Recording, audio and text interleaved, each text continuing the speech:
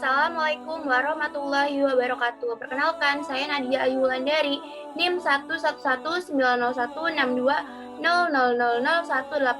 Saya dari kelas pendidikan kimia 6A Fakultas Ilmu Tarbiyah dan Keguruan UIN Syarif Hidayatullah Jakarta. Di sini saya akan menjelaskan mengenai protein dalam sudut pandang Islam. Hal ini saya lakukan untuk memenuhi tugas mata kuliah Islam dan ilmu pengetahuan yang diampu oleh Bapak Bukhari Muslim MPD. Teman-teman pasti sudah tidak asing kan jika mendengar protein?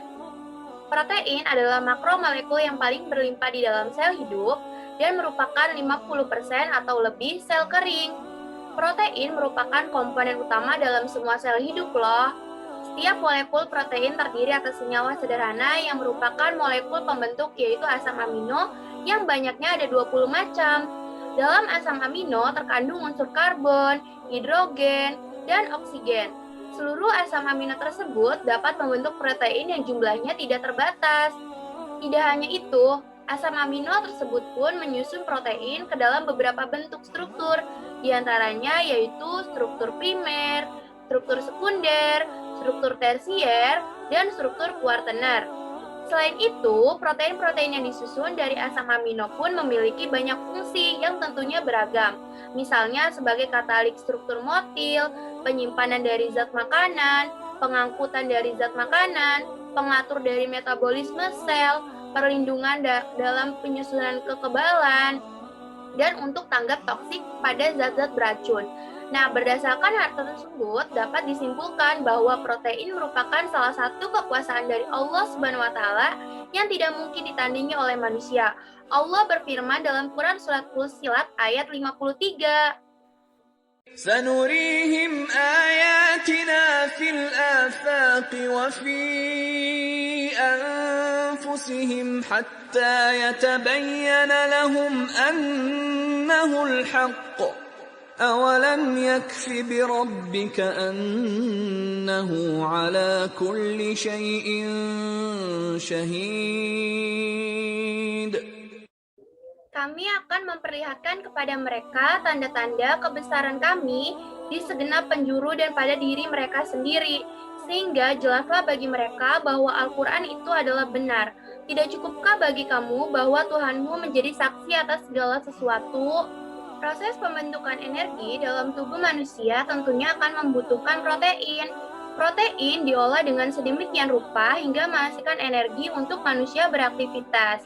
Nah, pada proses pembentukan energi ini disebut dengan metabolisme, teman-teman. Metabolisme protein ini menjadi salah satu fenomena yang dapat kita rasakan loh setiap harinya.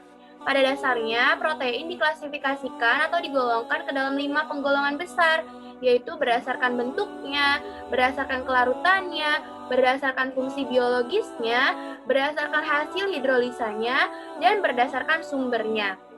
Nah, berdasarkan sumbernya, protein dibagi menjadi 2, yaitu protein hewani dan protein nabati. Protein hewani diantaranya adalah daging sapi, telur, susu, ikan tuna, keju, dan yogurt.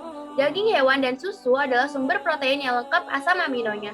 Allah Subhanahu wa taala berfirman dalam Quran surat An-Nahl ayat 5 sebagai berikut. وَالْأَنْعَامَ خَلَقَهَا لَكُمْ فِيهَا دِفْءٌ وَمَنَافِعُ وَمِنْهَا تَأْكُلُونَ. Artinya, dan Dia telah menciptakan binatang ternak untuk kamu. Padanya ada bulu yang menghangatkan dan berbagai-bagai manfaat, dan sebahagiannya kamu makan. Nah, selain itu, Allah juga berfirman dalam Quran surat Al-Mu'min ayat 79 sebagai berikut. الله الذي جعل لكم الأنعام لتركبوا منها ومنها تأكلون. Artinya, Allah lah yang menjadikan binatang ternak untuk kamu. Sebagiannya untuk kamu kendarai, dan sebagiannya untuk kamu makan. Allah Subhanahu wa taala juga berfirman dalam Quran surat Yasin ayat 71-73, yaitu أَوَلَمْ يَرَوْا أَنَّا خَلَقْنَا لَهُم مِّمَّا عَمِلَتْ أَيْدِينَا أَنْعَامًا فهم لها مالكون وذللناها لهم فمنها ركوبهم ومنها يأكلون ولهم فيها منافع ومشارب أفلا يشكرون. Artinya, dan tidakkah mereka melihat bahwa kami telah menciptakan hewan ternak untuk mereka, yaitu sebagian dari apa yang telah kami ciptakan dengan kekuasaan kami, lalu mereka menguasainya. Dan kami menundukkannya hewan-hewan itu untuk mereka, lalu sebagiannya untuk menjadi tunggangan mereka dan sebagian untuk mereka makan. Dan mereka memperoleh berbagai manfaat dan minuman darinya. Maka mengapa mereka tidak bersyukur? Sumber protein hewani tidak hanya berasal dari hewan ternak saja loh, tapi juga berasal dari hewan yang berada di lautan, seperti ikan dan lainnya. Hal ini sesuai dengan firman Allah Subhanahu wa taala pada Quran surat An-Nahl ayat 14, yaitu وهو الذي سخر البحر لتأكلوا منه لحما طريا وتستخرجوا منه حلية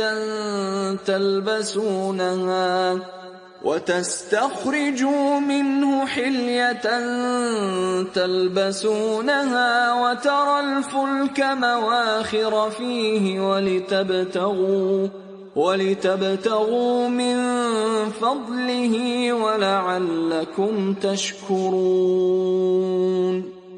Artinya, dan dialah Allah yang menundukkan lautan untukmu, agar kamu dapat memakan daripadanya daging yang segar atau ikan, dan kamu mengeluarkan dari lautan itu perhiasan yang kamu pakai, dan kamu melihat bahtera berlayar padanya, dan supaya kamu mencari keuntungan dari karunia-Nya, dan supaya kamu bersyukur.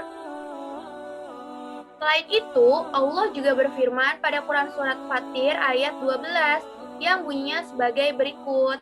وما يستوي البحران هذا عذب فرات سائغ شرابه وهذا ملح أجاج ومن كل تأكلون لحما طريا وتستخرجون حلية تلبسونها وترى الفلك فيه مواخر لتبتغوا من فضله ولعلكم تشكرون. Artinya, dan tiada sama antara dua laut, yang ini tawar, segar, sedap diminum, dan yang lain asin lagi pahit. Dan dari masing-masing laut itu, kamu dapat memakan daging yang segar, dan kamu dapat mengeluarkan perhiasan yang dapat kamu memakainya. Dan pada masing-masingnya kamu lihat kapal-kapal berlayar membelah laut supaya kamu dapat mencari karunia-Nya dan supaya kamu bersyukur. Selain itu, hal ini juga dijelaskan dalam sabda Rasulullah SAW, yaitu telah menceritakan kepada kami Abdullah bin Maslamah dari Malik, dari Safwan bin Sulaim, dari Sa'id bin Salamah, dari keluarga Ibnu Al-Azraq, bahwa Al-Mughirah bin Abi Burdah dan ia dari Bani Abdul Ad-Dar mengabarkan kepadanya bahwa dia telah mendengar Abu Hurairah berkata, ada seorang laki-laki bertanya kepada Rasulullah SAW seraya berkata, wahai Rasulullah, kami naik kapal dan hanya membawa sedikit air. Jika kami berwudu dengannya, maka kami akan kehausan. Apakah boleh kami berwudu dengan air laut? Maka Rasulullah SAW menjawab, iya, laut adalah suci airnya dan halal bangkainya. Hadis riwayat Abu Daud. Sumber protein hewani lainnya yaitu susu. Susu terdiri dari protein kasein yang merupakan fosfoprotein atau gabungan dari fosfor dan protein. Kadar kasein dalam susu sapi mencapai 70% hingga 80%. Hal ini seperti pada sabda Rasulullah SAW yang menjelaskan bahwa barang siapa yang diberikan minuman susu oleh Allah, maka hendaklah ia mengucapkan, ya Allah, berikanlah berkah-Mu pada minuman ini, dan tambahkanlah karunia-Mu dari jenis minum ini, karena sesungguhnya air susu tidak dapat ditandingi dari semua jenis makanan dan minuman. Pada dasarnya, air susu ibu juga menjadi salah satu sumber protein, terutama bagi bayi yang baru lahir. Hal ini dikarenakan bayi yang baru lahir hingga berusia 6 bulan hanya diperbolehkan mengkonsumsi ASI saja. ASI mengandung kasein yang lebih rendah dari kasein pada susu sapi, yaitu hanya sekitar 30% saja, dan sisanya adalah protein whey sebesar 65%. Pernyataan tersebut sesuai pada firman Allah Subhanahu wa taala pada Quran surat Al-Baqarah ayat 233 sebagai berikut. والوالدات يرضعن أولادهن حولين كاملين لمن أراد أن يتم الرضاعة وعلى المولود له رزقهن وكسوتهن بالمعروف لا تكلف نفس إلا وسعها لا تضار والدة بولدها ولا مولود له بولده وعلى الوارث مثل ذلك فإن أرادا فصالا عن تراض منهما وتشاور فلا جناح عليهما وإن أردتم أن تسترضعوا أولادكم فلا جناح عليكم إذا سلمتم ما آتيتم بالمعروف واتقوا الله واعلموا أن الله بما تعملون بصير. Artinya, para ibu hendaklah menyusukan anak-anaknya selama 2 tahun penuh, yaitu bagi yang ingin menyempurnakan penyusuan. Dan kewajiban ayah memberi makan dan pakaian kepada para ibu dengan cara ma'ruf. Seseorang tidak dibebani melainkan menurut kadar kesanggupannya. Janganlah seorang ibu menderita kesengsaraan karena anaknya, dan seorang ayah karena anaknya. Dan waris pun berkewajiban demikian. Apabila keduanya ingin menyapi sebelum 2 tahun dengan kerelaan keduanya dan permusyawaratan, maka tidak ada dosa atas keduanya. Dan jika kamu ingin anakmu disusukan oleh orang lain, maka tidak ada dosa bagimu apabila kamu memberikan pembayaran menurut yang patut. Bertakwalah kamu kepada Allah, dan ketahuilah bahwa Allah Maha melihat apa yang kamu kerjakan. Selain itu, terdapat juga pada sabda Rasulullah, yaitu, lalu datang seorang wanita Al-Ghamidiyah, ia berkata, "Wahai Rasulullah, aku telah berzina, maka sucikanlah aku." Dan Rasulullah menolaknya. Ketika keesokan harinya, wanita itu berkata, "Wahai Rasulullah, mengapa engkau menolakku? Mungkin engkau menolakku sebagaimana engkau telah menolak Ma'iz, maka demi Allah aku ini hamil." Rasulullah bersabda, "Tidak, pergilah sampai engkau melahirkan." Ketika ia sudah melahirkan, ia mendatangi Rasulullah dengan membawa bayinya pada sebuah kain. Ia bersabda, "Ini aku sudah melahirkan." Rasulullah bersabda, "Pergilah dan susuilah ia sampai engkau menyapinya." Ketika ia telah menyapinya, ia mendatangi Rasulullah dengan bayinya yang membawa remukan roti di tangannya. Maka ia berkata, "Ini wahai Nabi Allah, aku sudah menyapinya, dan ia sudah makan makanan." Maka anak itu diserahkan kepada seseorang dari kaum muslimin. Kemudian beliau memerintahkan untuk merajamnya, maka digalikan untuknya lubang sedalam dadanya, lalu beliau memerintahkan orang-orang kemudian mereka merajamnya.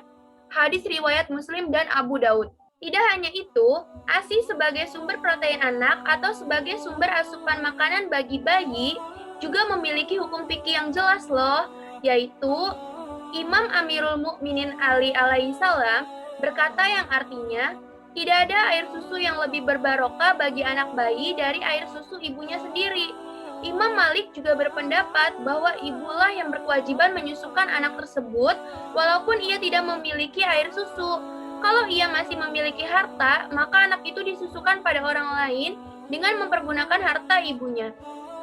Lalu Imam Syafi'i dalam hal ini berpendapat bahwa kewajiban tersebut adalah kewajiban bapak.